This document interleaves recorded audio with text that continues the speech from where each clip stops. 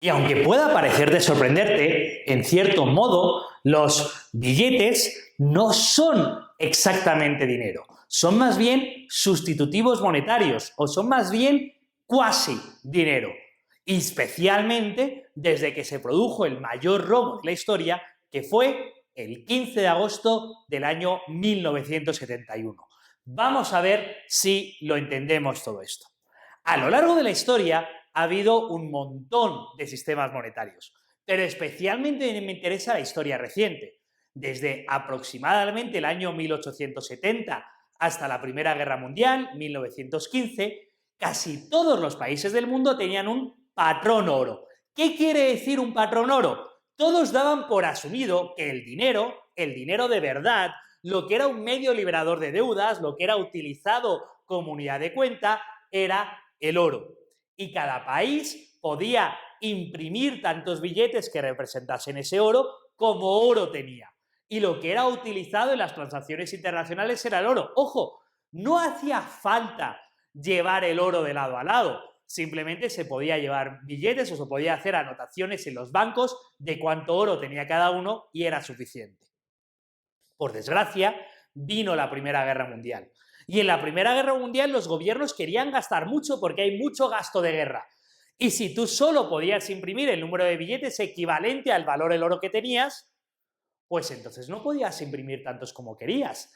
¿Qué hicieron la mayor parte de los gobiernos? Dijeron, de manera excepcional, durante el periodo que dure la guerra, no va a haber, de tal manera que vamos a imprimir muchos billetes. De tal manera que se provoca hiperinflación. La hiperinflación es muy propia de las guerras. Y vemos las imágenes luego de la hiperinflación de Alemania o de Austria durante los años 20, parecidas a la hiperinflación a día de hoy o que vivimos en el siglo XXI en Venezuela. Se imprimían muchos billetes y había mucha hiperinflación. Y todavía estas personas querían regresar al patrón oro. Sin embargo, pasaron los años 20, pasaron los años 30, y a pesar de que había una aspiración por volver al patrón oro, incluso en América Latina la misión Keremer fue generando distintos bancos centrales con la pretensión de volver a un patrón oro, esto no ocurrió. Y vino la Segunda Guerra Mundial. ¿Y qué ocurrió durante la Segunda Guerra Mundial? Que se llevaron el oro que estaba en Holanda, en el Banco Central, en Francia, en Bélgica, antes de que llegase el ejército nazi, se lo llevaron a Estados Unidos. ¿Dónde a Estados Unidos? Aquellos que hayan visto más películas sabrán que es en Fort Knox, en Estados Unidos, que es donde está guardado el oro de la Reserva Federal. Y hay muchas películas de cómo lo intentan robar. Y después de la Segunda Guerra Mundial, en una conferencia de Bretton Woods en la que estaba Lord Keynes, dijeron, no tiene sentido que devolvamos el oro a los países y que volvamos a lo anterior. Ahora vamos a hacer una cosa. Cada billete, cada dinero del mundo va a se va a poder intercambiar por el dólar.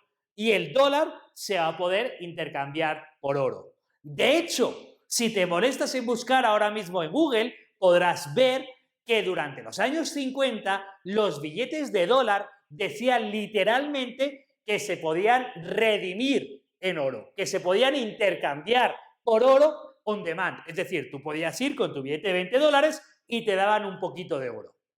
¿Cuál es la realidad? Casi nadie cambiaba ese billete de 20 dólares por un poquito de oro. ¿Por qué? Porque el oro que te va a corresponder con un billete de 20 dólares que va a ser una laminita pequeñísima que además a ti ¿para qué te va a servir? Porque ya vivíamos en una época en que el medio de intercambio generalmente aceptado eran los billetes. ¿Cómo surgen los billetes? Es muy sencillo. En un momento existían los bancos y en el banco tú depositabas tu oro que no querías tenerlo en tu casa porque es muy peligroso y el banco te daba un papelito que decía, este señor ha depositado 100 gramos de oro en mi banco, que yo lo tengo guardado, y eso servía. O también podía darme 100 papelitos que ponía ha depositado 1 gramo de oro. Si yo tenía que ir al mercado a comprarme un caballo, tenía que levantarme muy pronto por la mañana, ir al banco, presentar mi papelito, que me den el oro, ir al mercado, darle el oro, que me dé el caballo, y el señor que me vendió el caballo tenía que coger el oro e inmediatamente esa misma noche ir al banco para resguardarlo, para evitar que le roben, depositarlo en el banco y que le diesen un papelito. Pudo llegar una mañana en la que dije, oiga, mire, es que no me ha dado tiempo de ir al banco esta mañana. Usted sabe que yo soy confiable. Usted sabe que mi banco es confiable. En lugar de darle el oro, le doy el papelito y usted, cuando tenga tiempo, puede ir a intercambiar por el oro. Pero llegó un momento en que la gente dijo, oye, esto de andar yendo al banco para sacar y traer el oro es una gran molestia. Intercambio directamente los papelitos y los papelitos, los billetes, pasaron a ser el medio de intercambio generalmente aceptado. Pero ojo, nadie en esa economía creía que los papelitos tenían valor en sí mismos.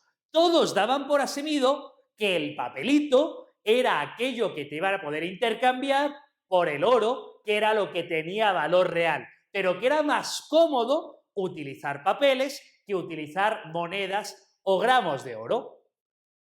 Y esto es lo que ocurrió durante bastante tiempo. Durante los años 50, 60, tú podías cambiar un marco alemán por billetes de dólar y los billetes de dólar por el oro. Por tanto, ya era un patrón dólar-oro. Estaba todo anclado al oro y el dólar anclado al oro y las distintas monedas ancladas al dólar. Pero el presidente Richard Nixon se metió en la guerra de Vietnam. Y las guerras son muy caras. Y empezó a correr el rumor de que el presidente Richard Nixon estaba creando más billetes de dólar que el oro que realmente tenía. Que estaba gastando el oro que se supone que estaba almacenado y que era la reserva de valor lo que daba valor a ese dinero. De tal manera que el 15 de agosto de 1971 salió ante la televisión y dijo, debido a circunstancias excepcionales y de manera temporal, no vamos a cambiar los dólares por el oro. Claro, esa manera temporal ha hecho que más de medio siglo después ya no se cambien los dólares por el oro. Y alguien me preguntará, entonces, ¿qué ata a los dólares o qué une a los dólares o cuál es el límite? Ya no hay límite, porque ya no hay relación entre el oro que tiene la reserva de un banco central, el oro que tiene el Estado o el oro que tiene Estados Unidos, con el nivel de dólares que puede imprimir, porque ya no hay relación, ya no hay ligación. Tú ya no puedes ir con tu billete de 20 dólares a decir que te den el oro, como sí podías hacer hasta el 15 de agosto de 1971. Esto es el mayor robo de la historia. Este es el robo, algo parecido a lo que ocurriría si yo voy a una discoteca y en la puerta de la discoteca dejo mi abrigo y me dan un token, una monedita, una ficha que dice 17 para que yo pueda luego ir a la mañana siguiente y cambiar el 17 por mi abrigo. Si cuando cierra la discoteca, el propietario de la discoteca dice, hey, a partir de ahora no voy a cambiar más fichas por abrigos, pero no os preocupéis, podéis intercambiar las fichas entre vosotros y todo sigue igual.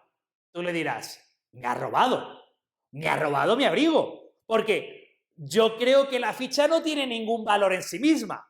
La ficha solo era una muestra de que me ibas a dar mi abrigo.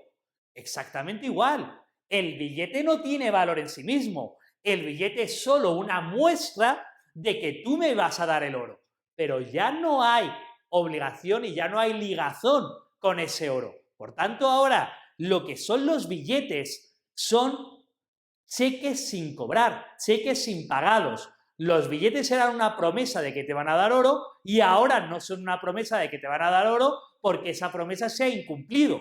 Por eso vivimos en un sistema bastante inestable a día de hoy a nivel monetario y por eso estamos intentando pensar en alternativas monetarias, aunque a día de hoy no hemos encontrado una alternativa monetaria mejor que el dólar.